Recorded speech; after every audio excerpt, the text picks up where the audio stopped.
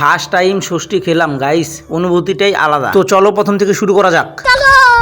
তো সকালে শুরুটা হয়েছিল চিড়ার প্যাকেট দিয়ে। তো সেটা খাওয়ার পর আমি চলে যাই মাঠে, আর আজকে ছিল আমাদের মাঠে খেলা।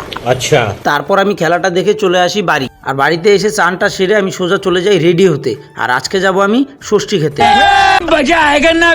তো ফাইনালি আমার কিন্তু রেডি হওয়া কমপ্লিট। আর তারপরে চলে যাই আমি দাদুর বাড়ি ষষ্ঠী খেতে। আর ফাইনালি কিন্তু আমি দাদুর বাড়ি পৌঁছে গেছি, আর এইদিকে দেখতে পাচ্ছ খাওয়া দাওয়া শুরু হয়ে গেছে। তারপর কিন্তু আমিও বসে পড়ি খেতে। আর প্রথমেই দিয়ে দেয় মুড়িঘণ্ট, পটল পোস্ত এবং স্যালাড। আর সেগুলো দিয়ে খেতে না খেতেই চলে আসে কাতল কালিয়া আর মটন কষা। আর মটন কষা খেতে কিন্তু আমি খুবই ভালোবাসি গাইস। তো নাক মুখ ডুবিয়ে পুরো খাচ্ছিলাম। আর তোমরা কি মটন কষা ভালোবাসো গাইস? তো কমেন্ট করে জানাও।